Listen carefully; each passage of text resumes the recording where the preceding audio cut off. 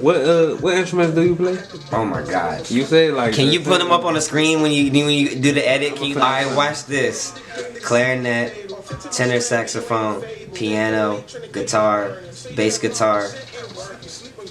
That's 5, right? Yeah. Alright, you gotta break down the drums.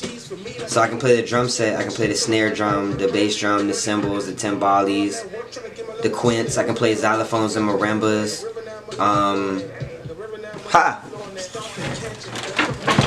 I play the guitar. Yeah, so that's probably like 15 now. Yeah. Boss up, you know what I'm saying? Get your knowledge up, niggas. No. You taught yourself how to play instruments? Hell to the motherfucking yes and no though. Okay. So like, well, one thing niggas gotta know is we dedicated to this shit, but niggas done had some formal training too. Shout out to Frederick Douglass High School. A nigga is definitely a whole Eagle still alumni. You know what I'm saying? That's the gang. 2009 was my freshman year, but that was actually the first and only year we went to Battle of the Bands and shit. So niggas got to see like the big time, you know, see how that shit really is.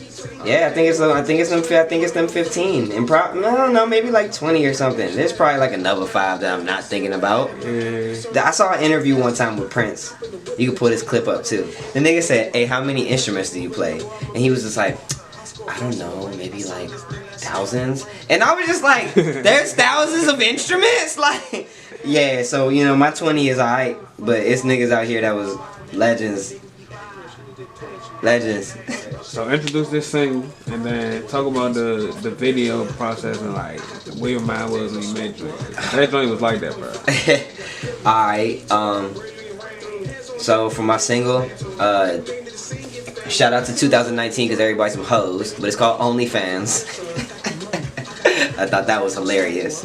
I mean, honestly, the song is self-explanatory as far as like what it's about and my mindset.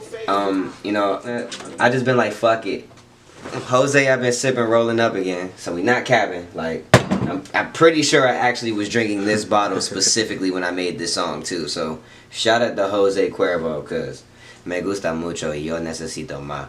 But my mindset honestly was just feeling like I'm starting to learn that people only be around me for like the benefit of like what I can do with my talent or what I can offer them, and not really as a friend.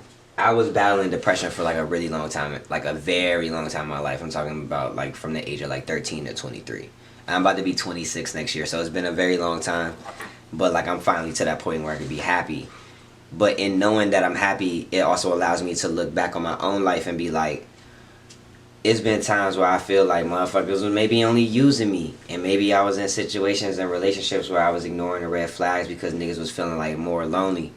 But when you wake up from that bullshit and you realize like the people that's around you that's actually going to help benefit you and the people that's around you, you know, that's only going to use you, you start to really gain that power of discernment when you putting yourself in that situation. So with my mindset, and the concept for the video, honestly, like I used a bunch of bottles because I was going through like some problems, you know, like dealing with my band and the shit that was happening on the outside and everything that was going on in my life. I was drinking like shit, and I was smoking like shit because I always smoke like shit, and that's always gonna happen like shit. But smoking plus drinking, you know what I'm saying, you gonna be super wavy. But nah, like for real, I think my mindset was just kind of choosing between that shit. And also I think a lot of people hear the song and might think like it's a bad thing when I'm saying I just been like fuck it, but it's more just being okay with being like by yourself and being like cool with being in your zone, because you realize everybody got their own shit going on. And Stilo with that was just getting to know yourself, man, and not being selfish to think like you can use people. I don't know, it's more like when I do my music, I'm really talking to myself while I'm talking to people. Like I want people to get my inside thoughts so they can be like, oh, this nigga said that, but it's because he saw the situation like this, or it's because he was thinking or feeling like this, rather than just like, what exactly did he mean? I want my shit to have a bunch of different meanings. You know, I want people to be able to watch OnlyFans and some people be like, oh, this video is about alcoholism. And maybe some people like, well, nah, it's not about that because this.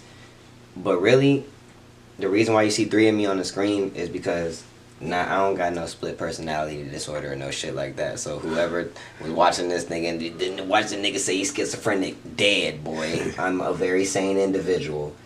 But I do feel like I do have different voices in my head. And everybody does. But it's like an old, I think, Native American proverb. They say like everybody got two wolves in their head, like a good one and a bad one. The one that wins is the one you feed the most. So for me, I feel like it's a bunch of different voices talking, and I hear a lot of shit because I think a lot of shit and I have an open mind. So that song was really about just tapping in with that, honestly, and trying not to be sad about niggas that don't want to be around you for real.